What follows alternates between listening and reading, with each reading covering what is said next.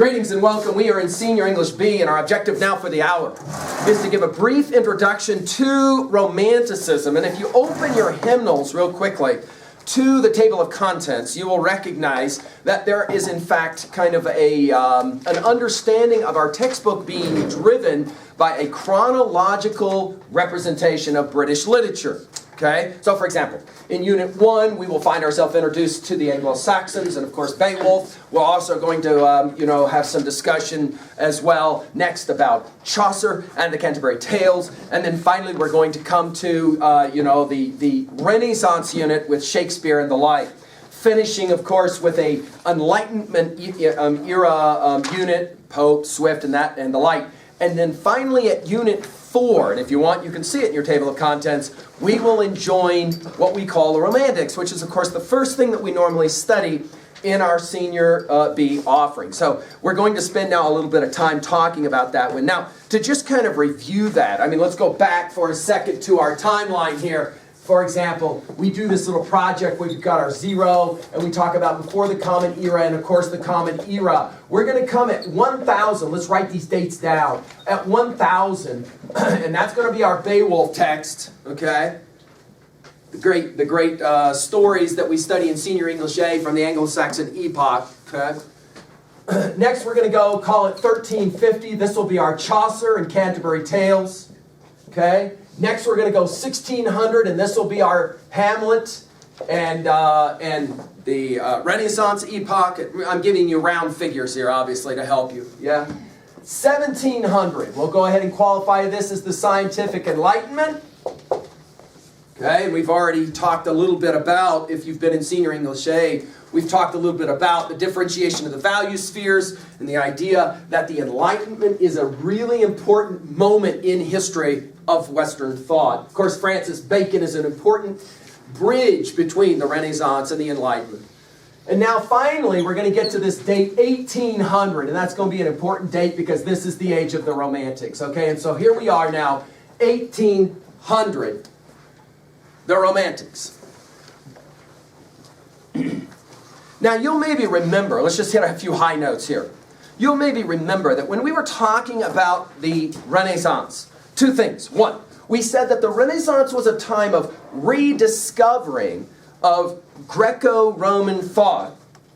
And we noticed the two schools of thought as represented by the two different stories of Job from the Hebrew Bible, the school of Jerusalem, we qualified it as, and Prometheus, that ancient Greek myth about that cat who gives away, you'll remember, fire to humans and in the process is condemned by the gods and of course says back to the gods, up yours, I do it again and again. Okay? That story of Prometheus, one that's very important to Greek culture, becomes again very important to European culture. Okay? So roughly 1600, we have the beginnings of this very Promethean culture that is in many ways going to be a direct response to the 1,000 years of the Dark Ages. That 1,000 years where the story of Job, about a guy who loses basically everything, including his health, and yet refuses to ever curse God,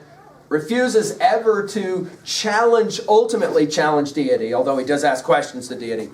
In other words, Job is very non-Promethean, all right? And by 1600, we begin to play the game of that Promethean rise. Now to Romanticism.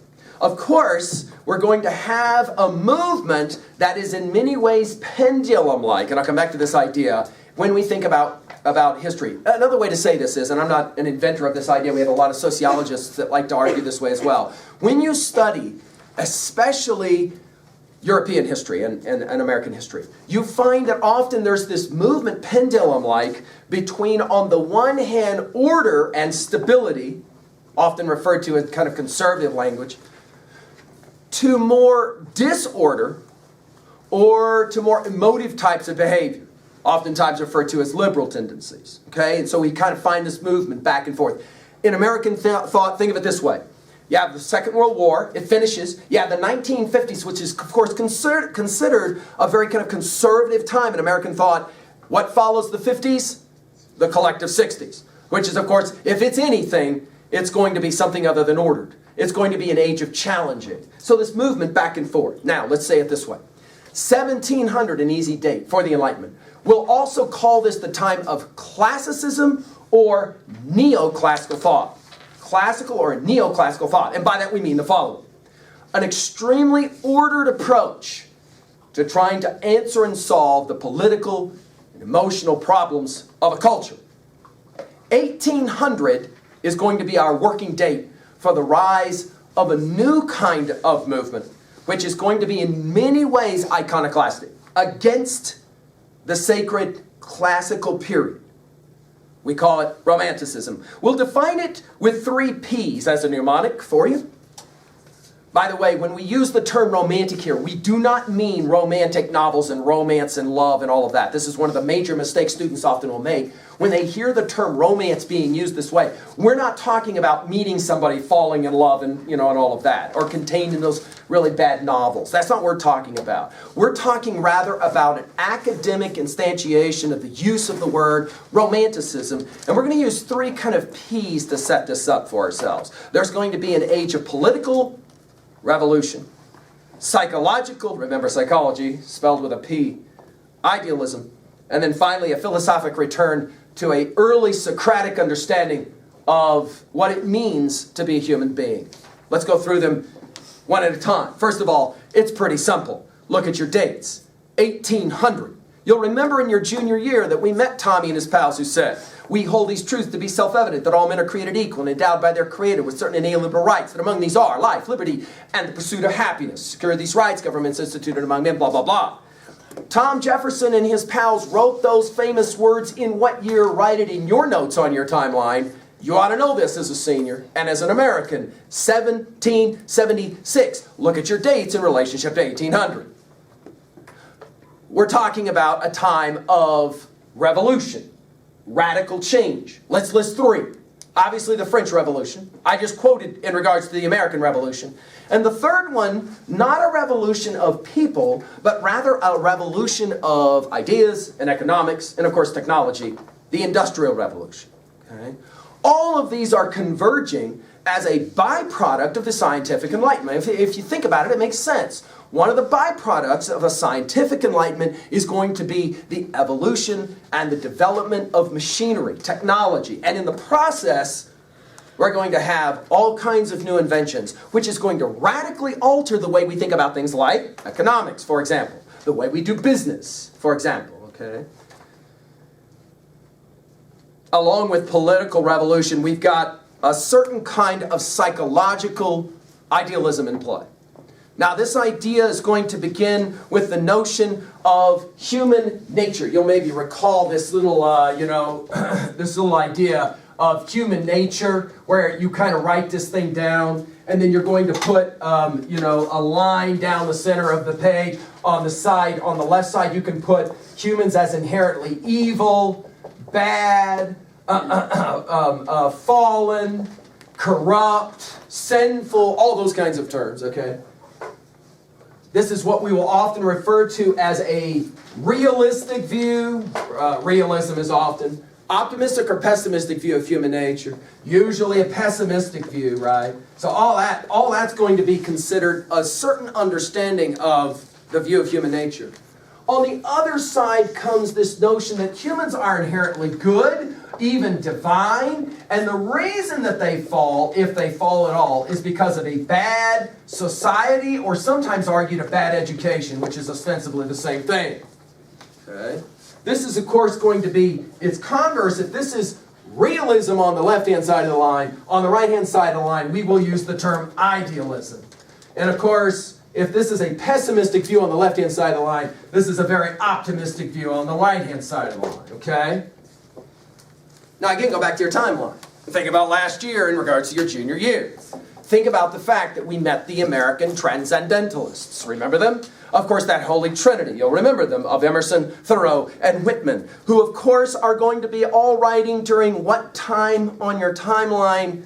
Right, 1800s. Do you got me? So in other words, the same movement that's happening in Europe, roughly 1800, will begin its rise in the 1840s, 50s, 60s, and of course culminating in 1892 with the publishing of Walt Whitman's Leaves of Grass, what we sometimes refer to as the deathbed edition. Okay? So in other words, when we finally finish the 1800s and get ready for that century that we will call the century many of you are born into at the very end of it, that 20th century, we are looking, of course, at tremendous influence of this romantic psychological rendering of optimistic views of human nature. Humans are inherently capable, through good education, of doing amazing things. Okay? And this optimism is in many ways going to sit right at the heart of a romantic view. So often, if you hear someone talk about a romantic psychology, that's what we're talking about usually. It's some kind of idealism at play, which, however, think about your yin-yang symbol here.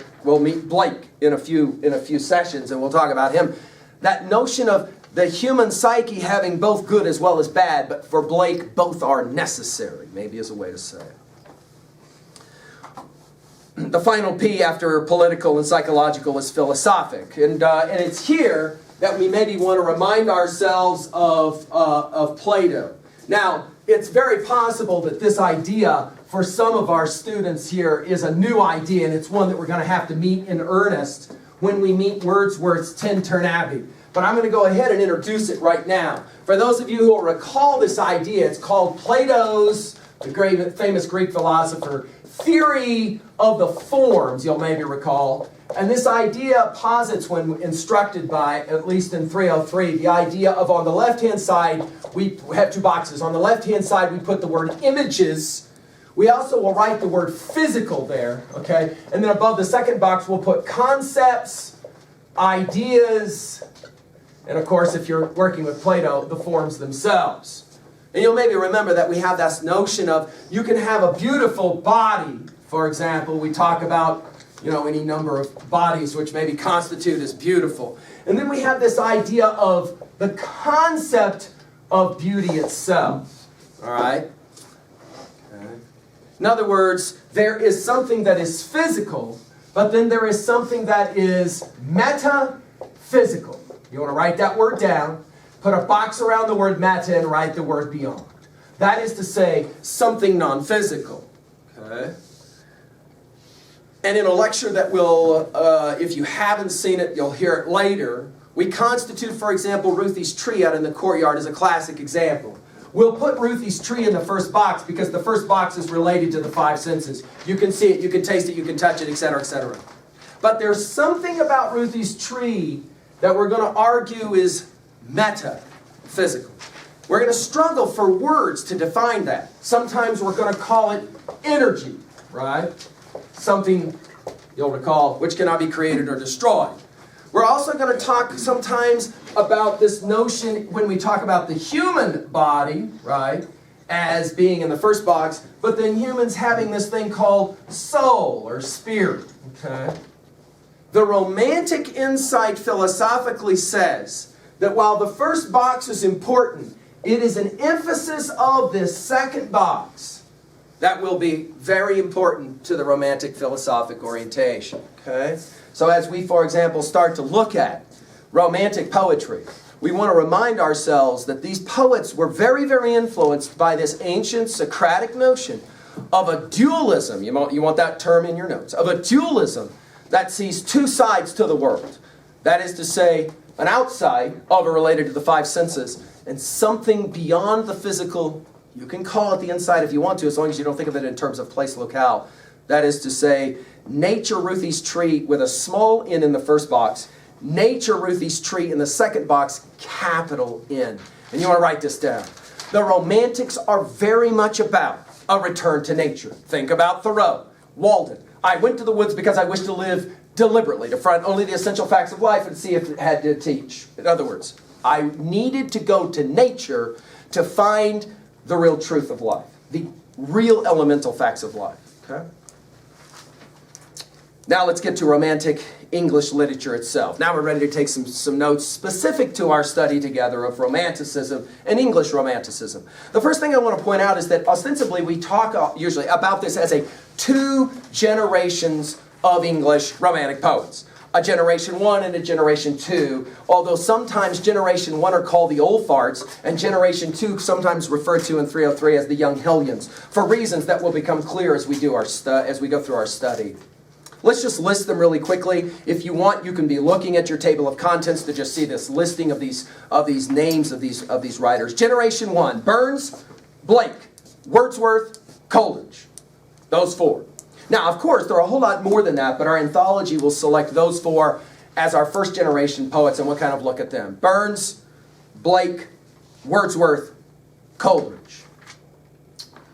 Of the four, without a doubt, the most important has to be Wordsworth, who is going to, in many ways, set the tone of this entire movement with the publishing of a collection of poems called, along with Coleridge helping him, Lyrical Ballads, a title that you definitely want in your notes. Lyrical Ballads. We'll have more to say of it in a moment.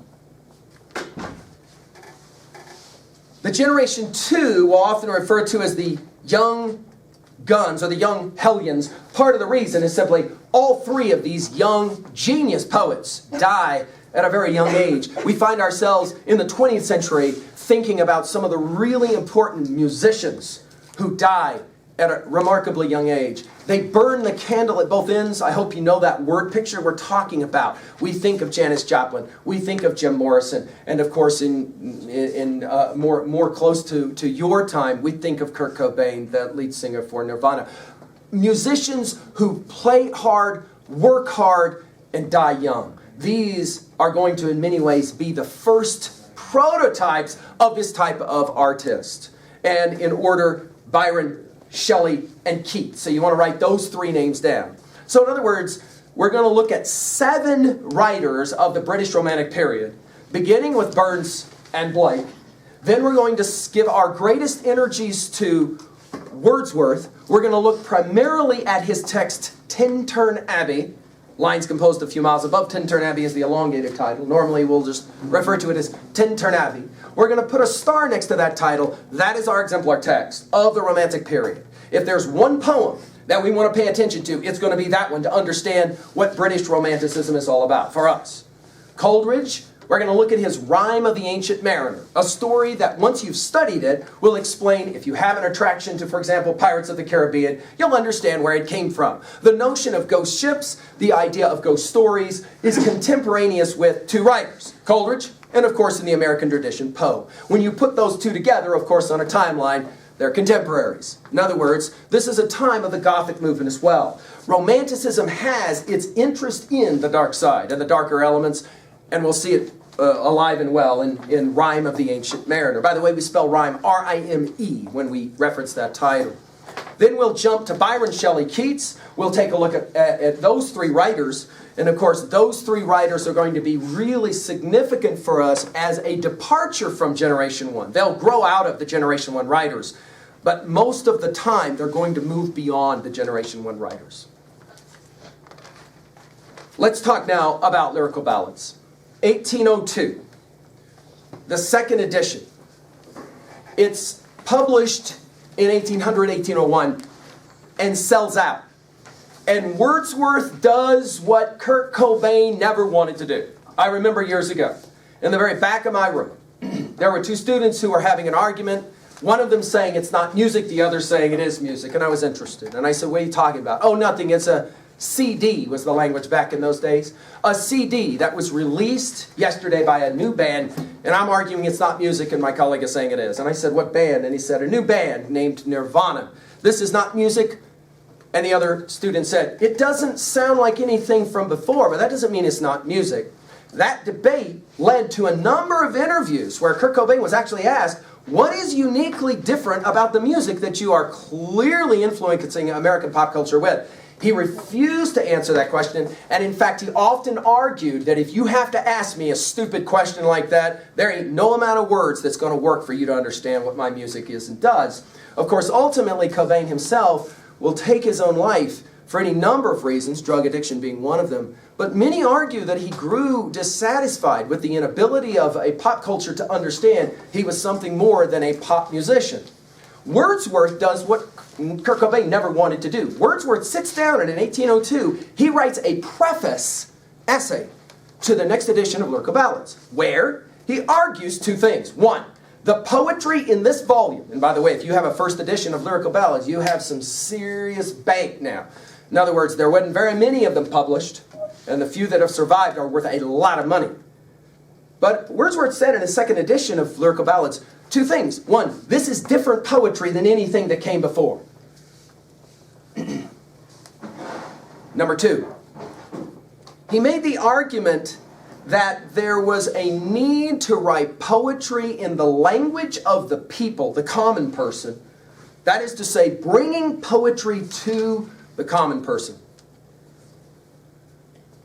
And he argued that poetry should be a series of comments containing powerful emotions. And those emotions are recollected in tranquility, he said. I'd write that term down. Excuse me, recollected in tranquility. Now what do we mean by that? Well, you have an experience. It's an amazing experience. It's a powerful experience. James Joyce will later call it maybe an epiphany. After the experience, in quiet, tranquility, solitude, you sit down and you begin to muse on the experience. What does it mean? How's it important? And then you poetically derive some kind of intuition in regards to that experience. If you will, the experience is what happens in the first box. Presenting ideas about the experience in a metaphysical form or trying to capture some notion of the metaphysical concept is what happens through the art, through the poetry.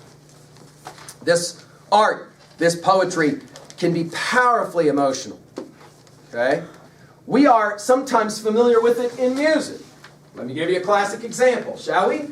All I have to say is, there was this time period known as the classical period, and then in Europe, there was this.